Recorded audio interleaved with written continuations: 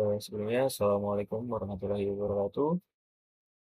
Pada video kali ini kita akan membahas pertemuan 4 jaringan komputer yaitu menentukan spesifikasi perangkat jaringan.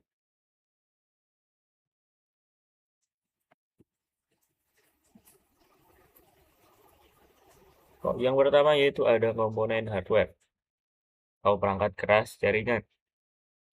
Di poin pertama yaitu komputer. Nah, komputer digunakan untuk mengirim atau menerima data dari komputer atau perangkat lain dalam sebuah jaringan.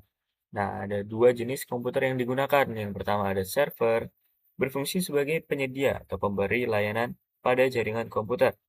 Yang kedua yaitu komputer klien atau workstation, berfungsi sebagai penerima atau meminta layanan pada jaringan komputer. Oke, next. Yang kedua yaitu ada komponen hardware atau perangkat keras jaringan. Poin kedua, network interface, card atau yang biasa disebut NIC ya. Perangkat keras jaringan komputer ini dikenal dengan istilah Ethernet card atau lebih populer dengan istilah LAN card. Nah, berfungsi sebagai penghubung antar komputer dengan sebuah jaringan. Umumnya, NIC ini sudah terintegrasi dengan motherboard, ya, yang hijau ini, komputer maupun laptop. Namun, ada juga berupa kartu yang dipasangkan ke motherboard. Next. Masih di komponen hardware, yang ketiga yaitu ada modem. Modem, atau yang dikenal dengan modulator, demulator, merupakan perangkat yang menghubungkan komputer ke internet. Perangkat ini berfungsi mengubah sinyal analog menjadi sinyal digital. Model modem mengganti sinyal digital dari komputer menjadi sinyal analog ketika melewati medium seperti saluran telepon. Kemudian modem berubah menjadi sinyal tersebut menjadi sinyal digital saat menuju komputer tujuan. Ini dilakukan agar sinyal tersebut dapat dipahami oleh komputer. Untuk yang keempat yaitu kabel jaringan atau kabelan ya. Kabelan merupakan media transmisi Ethernet yang menghubungkan piranti-piranti dalam jaringan komputer. Desain kabel yang bagus merupakan unsur pendukung yang membuat jaringan komputer LAN mudah dipelihara dan diandalkan. Jadi, kabel LAN sangat berperan sekali ya dalam pembangunan jaringan. Nah, kabelan ini menggunakan 4 tipe kabel. Yang pertama yaitu ada coaxial. Nih, yang ini ya, yang biasanya terdapat pada parabola kabel parabola TV ya di rumah ada nih. Yang kedua ada twisted pair. Ini yang terbuat bagi jadi dua jenis nanti ya kita bahas yaitu eh unshielded UTP dan shielded STP. Untuk yang ketiga yaitu ada fiber optic ya, kabel ini. Oke, next. Oke, kita bahas mengenai kabel koaksial ya. Kabel koaksial terdiri dari sebuah konduktor tembaga, lapisan pembungkus dengan sebuah kawat ground, sebuah lapisan paling luas. Oke, nih.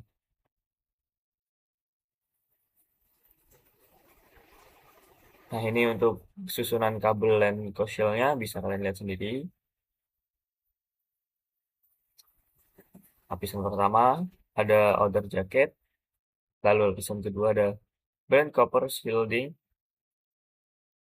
lalu ada plastic insulation, lalu ada chopper conductor, dan juga ini ada yang namanya BNC connector ya.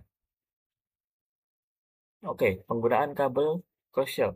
Kabel koaksial ini terkadang digunakan untuk topologi bus ya. Tetapi beberapa produk LAN sudah tidak mendukung koneksi kabel koaksial.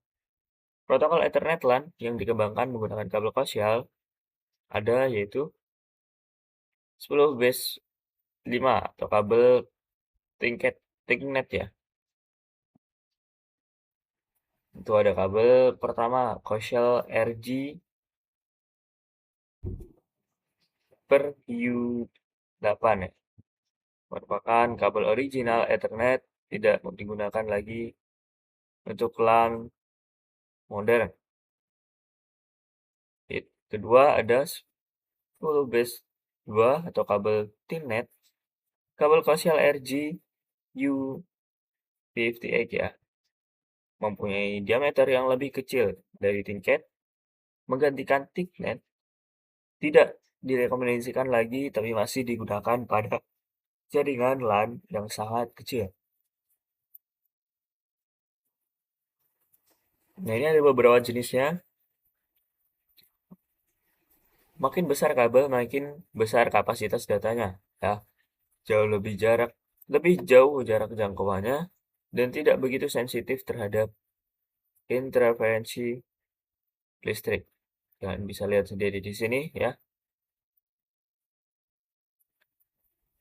Masih pada komponen hardware yang B yaitu kabel twisted pair. Nah, kabel ini di dalamnya ada yang terdiri dari 2 hingga 8 pasang kabel yang dipilih dan dibungkus dalam satu kabel. Nah, tipe kabel ini memiliki dua tipe nih, yang tadi UTP dan STP.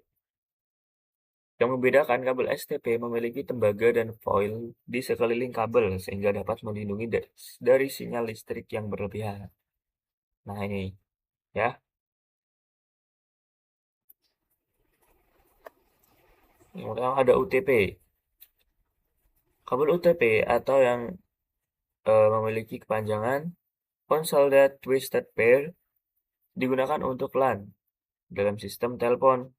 Kabel UTP terdiri dari 4 pasang warna konduktor tembaga yang setiap pasang berpilin.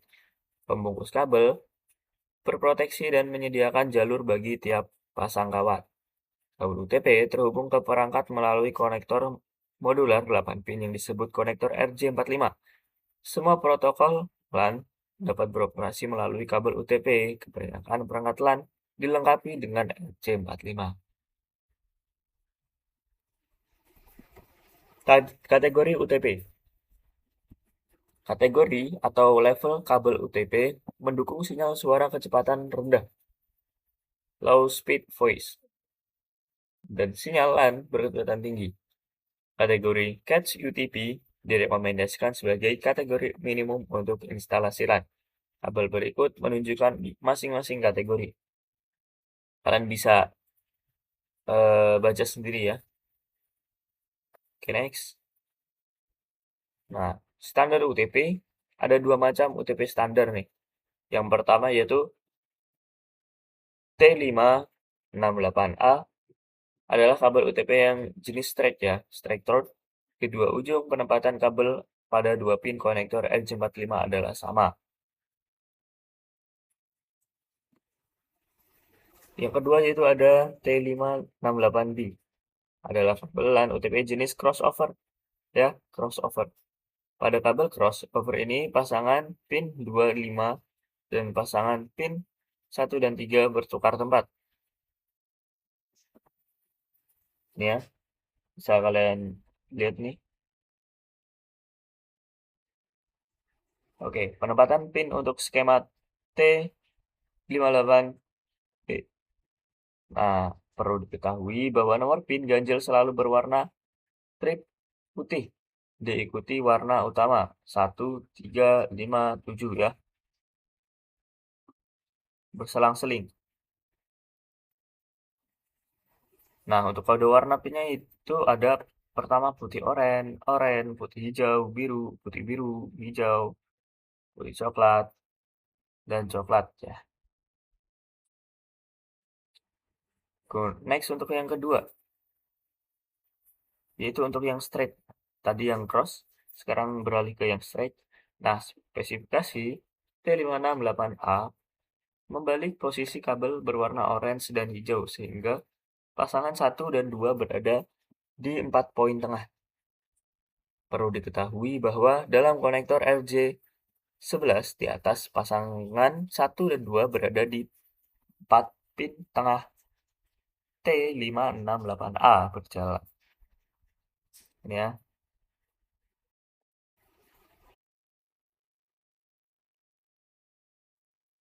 Nah, kode warnanya yaitu putih, hijau, hijau, putih, orange, biru, putih, biru, jeruk, putih, coklat, coklat. Diagram di bawah ini menunjukkan perbandingan antara eh, cross dan strike ya.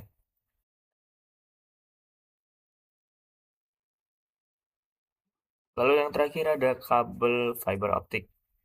Adalah teknologi kabel terbaru terbuat dari gelas optik di tengah-tengah kabel terhadap filamen gelas yang disebut core dan dikelilingi lapisan cladding, buffer coating, material penguat, dan pelindung luar. Data ditransmisikan menggunakan gelombang cahaya dengan cara mengkonversikan sinyal listrik menjadi gelombang cahaya. Transmitter yang banyak digunakan adalah LED atau laser. Kabel fiber optik ya. Fiber optik merupakan media transmisi terkini untuk standar Ethernet dalam kabelan. Perbedaan utama dalam hal fungsi antara kabel fiber optik dan kabel elektrik adalah sebagai berikut. Yang pertama, jarak lebih jauh. Yang kedua, harga lebih mahal. Kurang interferensi magnetik membuatnya lebih aman. Dan terakhir, dapat menunjang kecepatan sampai 10 gigabits. Untuk yang kelima yaitu konektor. Konektor adalah alat yang menghubungkan kabel dengan network adapter. Jenis kabel konektor tentunya disesuaikan dengan jenis kabel yang digunakan. Nah, konektor NC45 digunakan untuk kabel UTP. Konektor BNC-T digunakan untuk kabel koaksial. Konektor ST digunakan untuk kabel fiber optik. Yang keenam, ada hub. Adalah sebuah perangkat yang digunakan untuk menyatukan kabel network dari tiap workstation, server, atau perangkat lain. Biasanya, perangkat keras jaringan ini digunakan untuk membangun topologi bintang menggunakan kabel twisted pair. Yang ketujuh yaitu ada switch. Nah, fungsi dari switch ini hampir sama ya dengan hub. Namun sebenarnya cara kerja switch sedikit lebih rumit bila dibandingkan dengan hub. Switch tidak hanya sekedar mengurusi sinyal listrik, tapi juga harus memproses informasi pada lapisan atau layer data link. Informasi yang dicek oleh switch adalah alamat MAC address dari setiap perangkat dan komputer yang tersambung dengan dirinya. Nah, yang ke-8 yaitu ada repeater. Nah, berfungsi untuk memperkuat sinyal dengan cara menerima sinyal dari suatu segmen jaringan lalu memancarkan kembali dengan kekuatan yang sama dengan sinyal asli pada segmen kabel yang lain. Jadi, dia kayak nih, dia tuh menerima sinyal dari wireless router nih misalnya. Terus dia kayak karena wireless router dengan laptop ini misal cukup jauh, jadi diperlukan yang namanya repeater ya, buat lebih em, nambah jangkauan dari si wireless router ini agar menuju ke klien atau laptop atau desktop ya. Yang 9 ada bridge. Fungsi dari bridge itu sama dengan fungsi repeater, tapi bridge lebih fleksibel dan lebih cerdas daripada repeater. Bridge dapat menghubungkan jaringan yang menggunakan metode transmisi yang berbeda. Misalkan bridge dapat menghubungkan Ethernet baseband dengan Ethernet breadboard.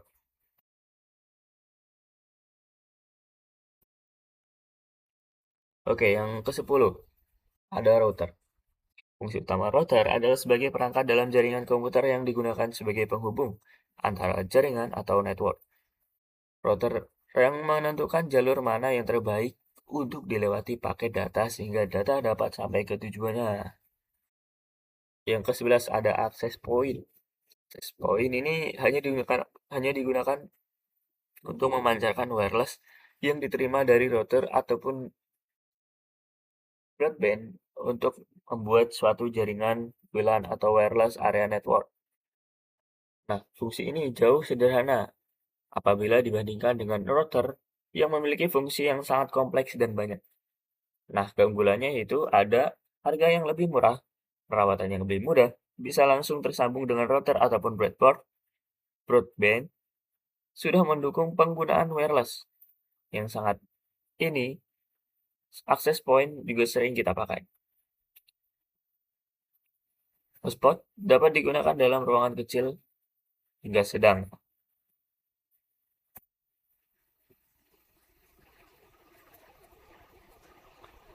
Nah, itu ada komponen software atau perangkat lunak jaringan, yaitu ada sistem operasi jaringan, aplikasi juga, email, FTP, telnet.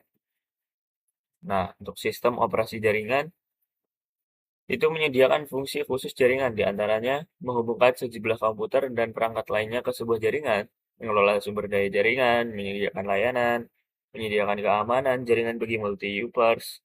Lalu sistem operasi jaringan, klien atau server yang umum digunakan ada Microsoft Windows Server, Linux atau Unix, Novell Network, Sun Solaris, dan lain-lain.